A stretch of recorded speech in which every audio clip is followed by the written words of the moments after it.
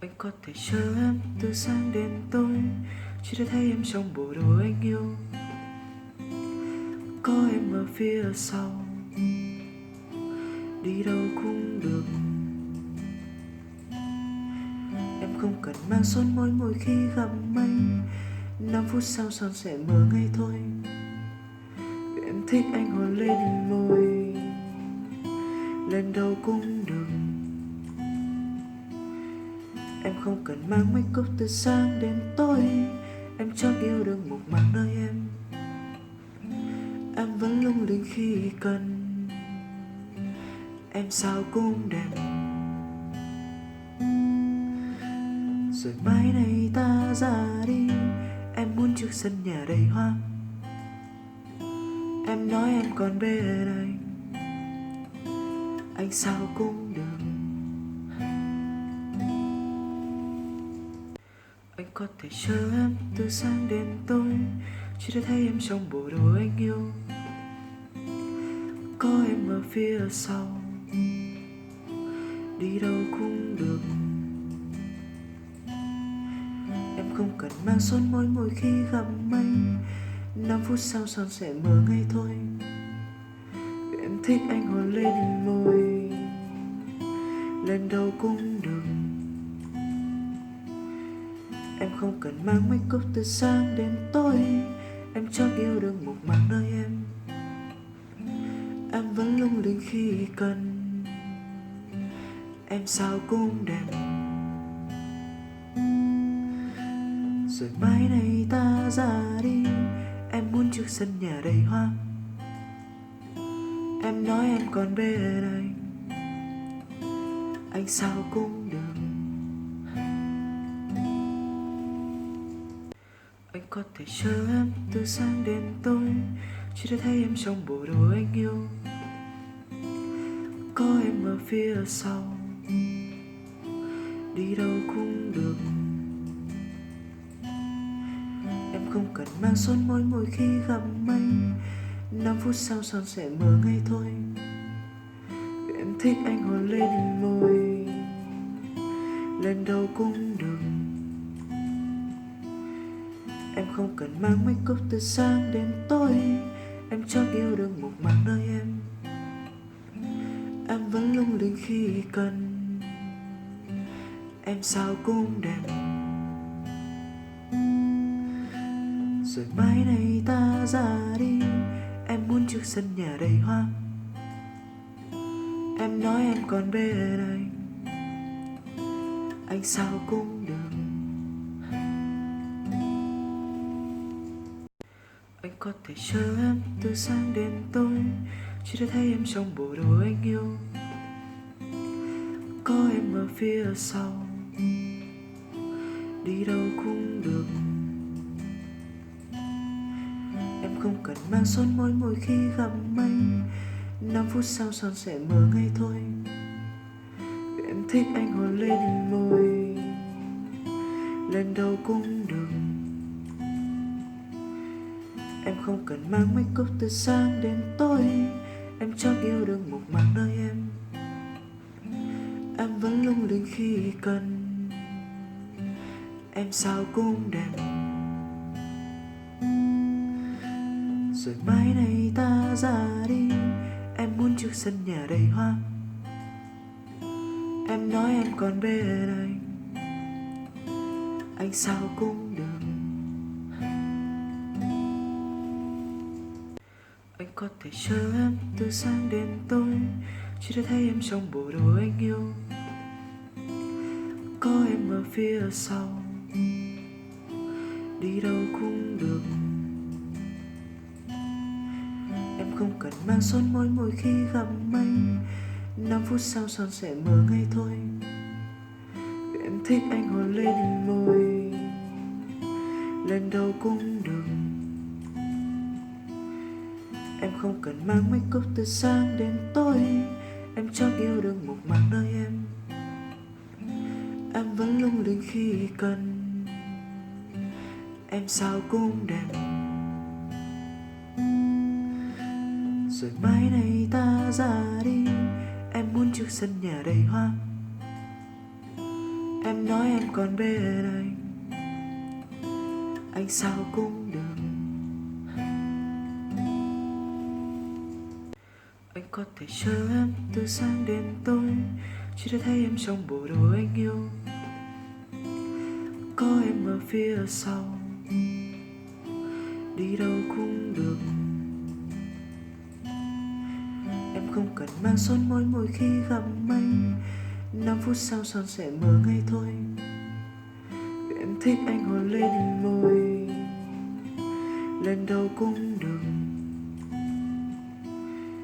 Em không cần mang make up từ sáng đến tối, em chắc yêu được một mảng nơi em.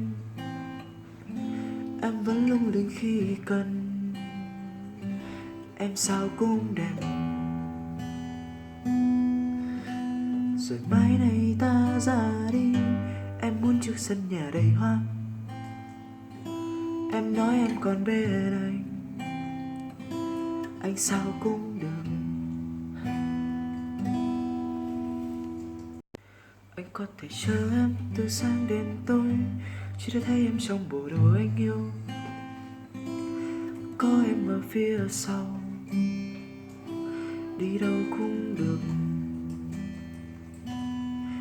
Em không cần mang son môi mỗi khi gặp anh, 5 phút sau son sẽ mờ ngay thôi. Vì em thích anh hôn lên môi, lên đâu cũng được. Em không cần mang make up từ sáng đến tối, em chắc yêu được một mảng nơi em. Em vẫn lung linh khi cần, em sao cũng đẹp. Rồi mai này ta ra đi, em muốn trước sân nhà đầy hoa.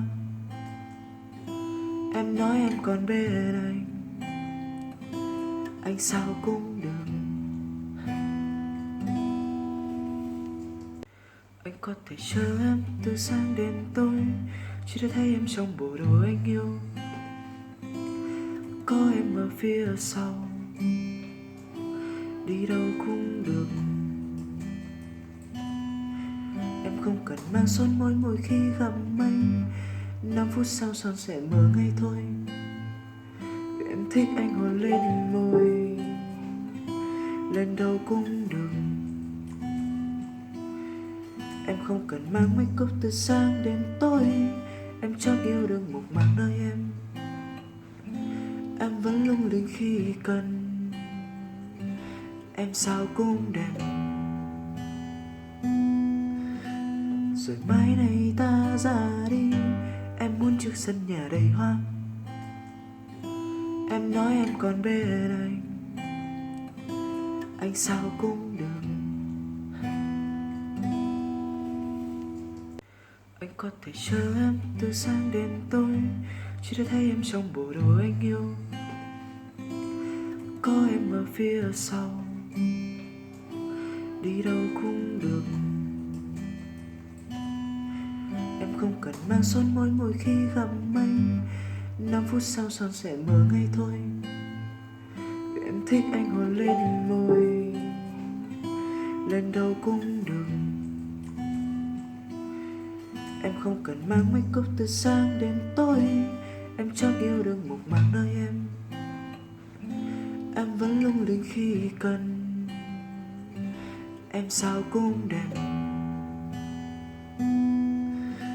Rồi mai này ta ra đi, em muốn trước sân nhà đầy hoa.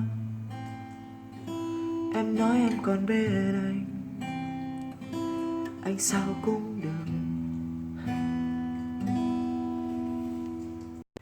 Anh có thể chờ em từ sáng đến tối, chỉ để thấy em trong bộ đồ anh yêu. Có em ở phía sau, đi đâu cũng được. Em không cần mang son môi mỗi khi gặp anh, 5 phút sau son sẽ mờ ngay thôi. Vì em thích anh hôn lên môi, lên đâu cũng được. Em không cần mang make up từ sáng đến tối, em chắc yêu được một mảng nơi em. Em vẫn lung linh khi cần, em sao cũng đẹp. Rồi mai này ta ra đi, em muốn trước sân nhà đầy hoa. Em nói em còn bên anh sao cũng được. Anh có thể chờ em từ sáng đến tối, chỉ để thấy em trong bộ đồ anh yêu. Có em ở phía sau, đi đâu cũng được. Em không cần mang son môi mỗi khi gặp anh, 5 phút sau son sẽ mờ ngay thôi. Vì em thích anh hôn lên môi, lên đâu cũng được. Em không cần mang make up từ sáng đến tối, em chót yêu được một mảng nơi em. Em vẫn lung linh khi cần, em sao cũng đẹp. Rồi mai này ta ra đi, em muốn trước sân nhà đầy hoa. Em nói em còn bên anh sao cũng được. Anh có thể chờ em từ sáng đến tối, chỉ để thấy em trong bộ đồ anh yêu. Có em ở phía sau, đi đâu cũng được. Em không cần mang son môi mỗi khi gặp anh, 5 phút sau son sẽ mờ ngay thôi. Vì em thích anh hôn lên môi, lên đâu cũng được. Em không cần mang make up từ sáng đến tối, em chót yêu được một mảng nơi em. Em vẫn lung linh khi cần, em sao cũng đẹp. Rồi mai này ta ra đi, em muốn trước sân nhà đầy hoa.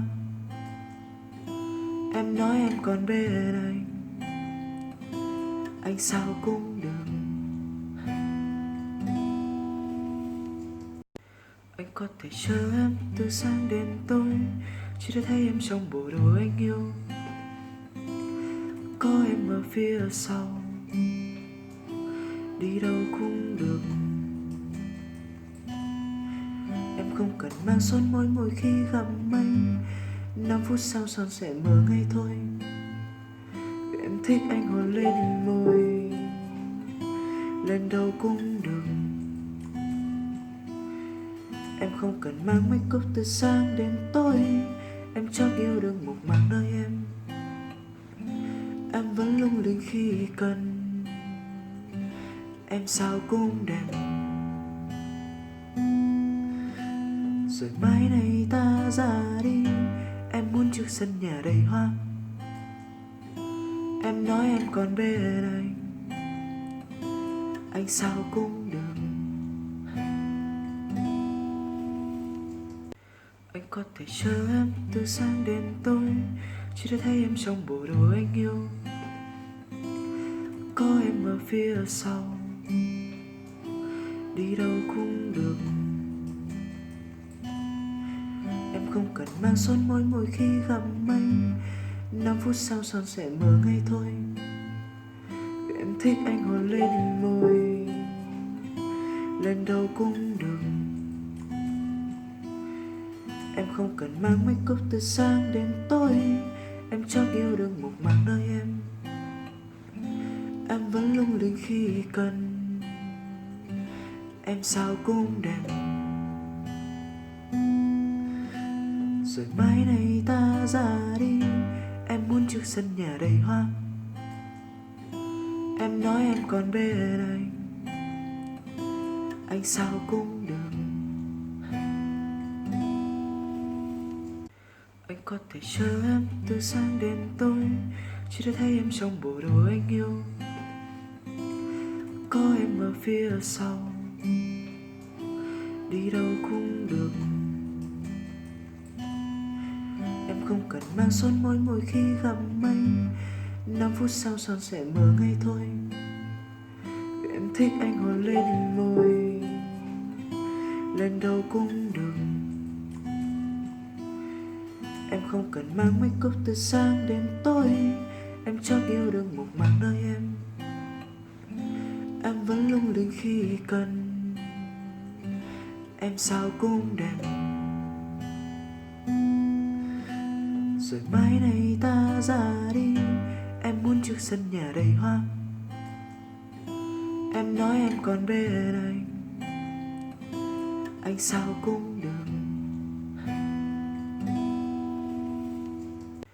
Anh có thể chờ em từ sáng đến tối, chỉ để thấy em trong bộ đồ anh yêu. Có em ở phía sau, đi đâu cũng được.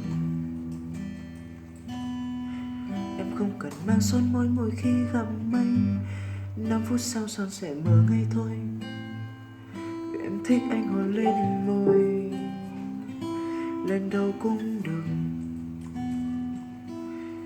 Em không cần mang make up từ sáng đến tối, em chắc yêu được một mảng nơi em.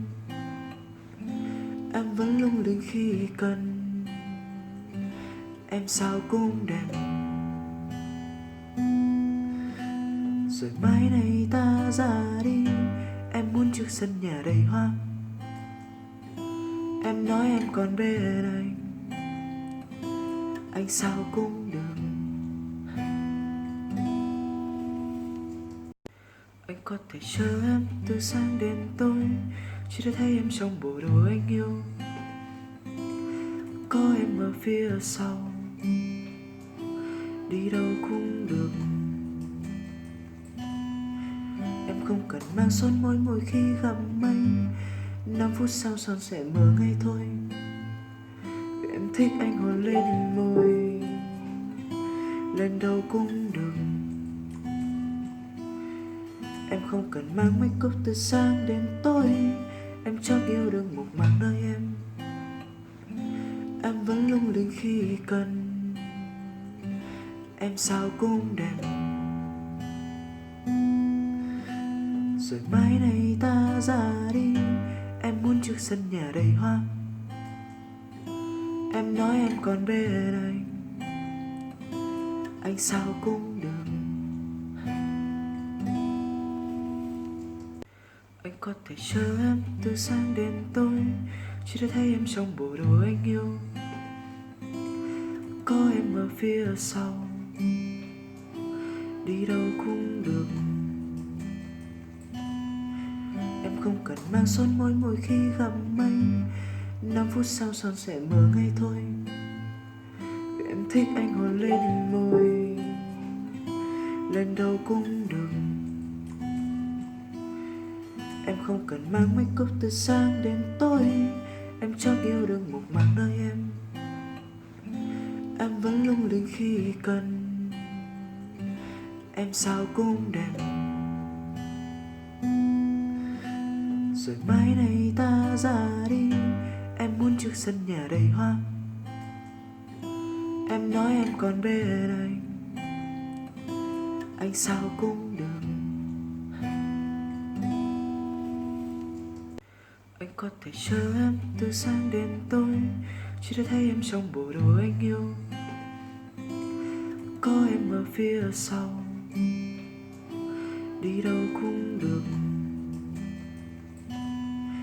Em không cần mang son môi mỗi khi gặp anh, 5 phút sau son sẽ mờ ngay thôi. Vì em thích anh hôn lên môi, lên đâu cũng được.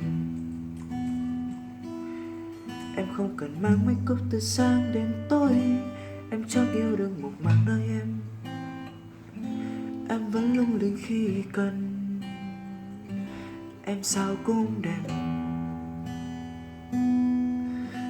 Rồi mai này ta ra đi, em muốn trước sân nhà đầy hoa. Em nói em còn bên anh sao cũng được. Anh có thể chờ em từ sáng đến tối, chỉ để thấy em trong bộ đồ anh yêu. Có em ở phía sau, đi đâu cũng được. Em không cần mang son môi mỗi khi gặp anh, 5 phút sau son sẽ mờ ngay thôi. Vì em thích anh hôn lên môi, lên đâu cũng được. Em không cần mang make up từ sáng đến tối, em chắc yêu được một mảng nơi em vẫn lung linh khi cần. Em sao cũng đẹp, rồi mai này ta ra đi. Em muốn trước sân nhà đầy hoa, em nói em còn bên anh sao cũng được.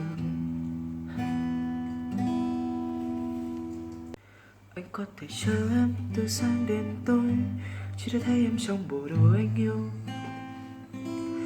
Có em ở phía sau, đi đâu cũng được. Em không cần mang son môi mỗi khi gặp anh, 5 phút sau son sẽ mờ ngay thôi. Vì em thích anh hôn lên môi, lên đâu cũng được. Em không cần mang make up từ sáng đến tối, em chắc yêu được một mảng nơi em vẫn lung linh khi cần. Em sao cũng đẹp, rồi mai này ta ra đi. Em muốn trước sân nhà đầy hoa, em nói em còn bên anh sao cũng được. Anh có thể chờ em từ sáng đến tối, chỉ để thấy em trong bộ đồ anh yêu.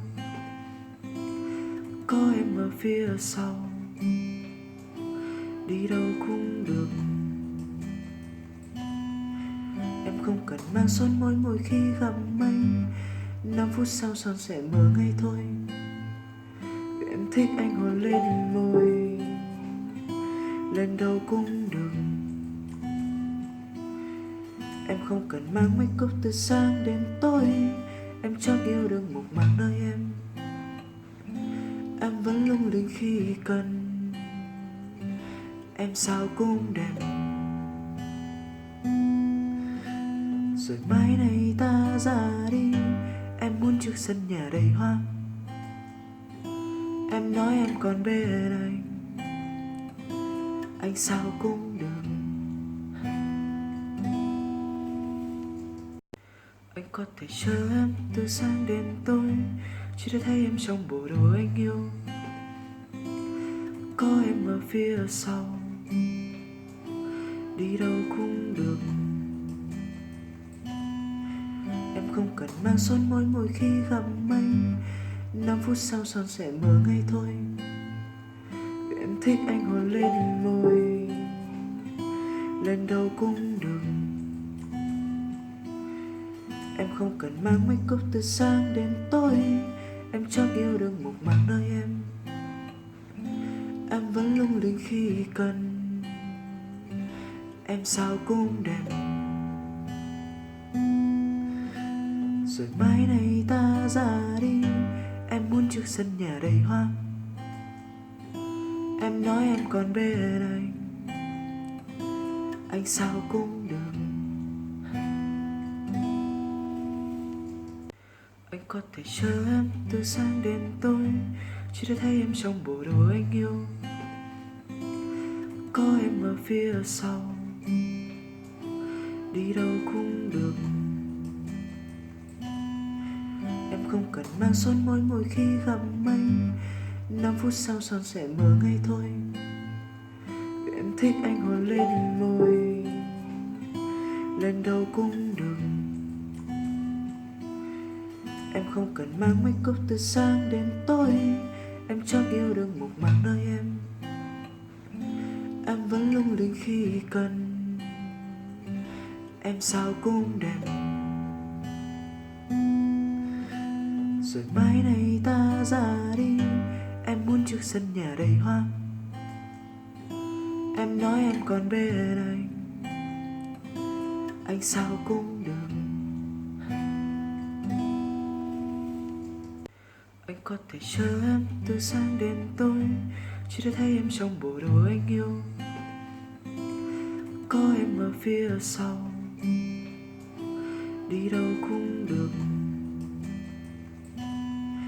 Em không cần mang son môi mỗi khi gặp anh, 5 phút sau son sẽ mờ ngay thôi. thích anh hôn lên môi, lên đâu cũng được. Em không cần mang make up từ sáng đến tối, em cho yêu đương một mảng nơi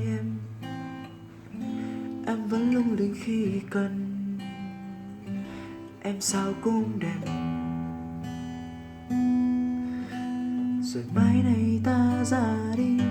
Em muốn trước sân nhà đầy hoa, em nói em còn bên anh sao cũng được. Anh có thể chờ em từ sáng đến tối, chỉ để thấy em trong bộ đồ anh yêu. Có em ở phía sau, đi đâu cũng được. Em không cần mang son môi mỗi khi gặp anh, 5 phút sau son sẽ mờ ngay thôi. Vì em thích anh hôn lên môi, lên đâu cũng được. Em không cần mang make up từ sáng đến tối, em cho yêu đương một mảng nơi em vẫn lung linh khi cần. Em sao cũng đẹp,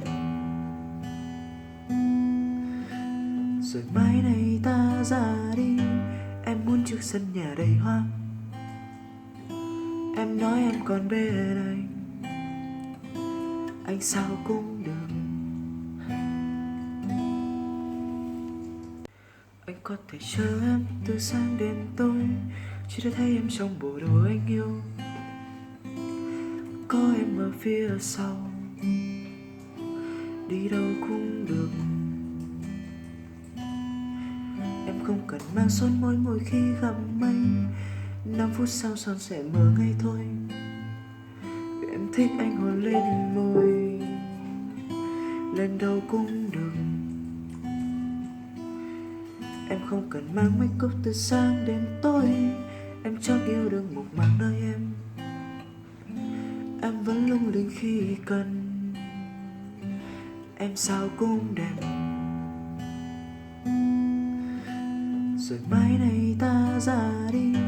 Em muốn trước sân nhà đầy hoa, em nói em còn bên anh sao cũng được.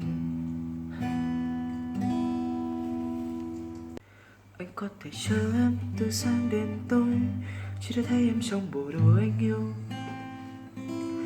Có em ở phía sau, đi đâu cũng được. Em không cần mang son môi mỗi khi gặp anh, 5 phút sau son sẽ mờ ngay thôi. Vì em thích anh hôn lên môi, lên đâu cũng được. Em không cần mang make up từ sáng đến tối, em cho yêu đương một mảng nơi em vẫn lung linh khi cần. Em sao cũng đẹp, rồi mai này ta ra đi. Em muốn trước sân nhà đầy hoa, em nói em còn bên anh sao cũng được.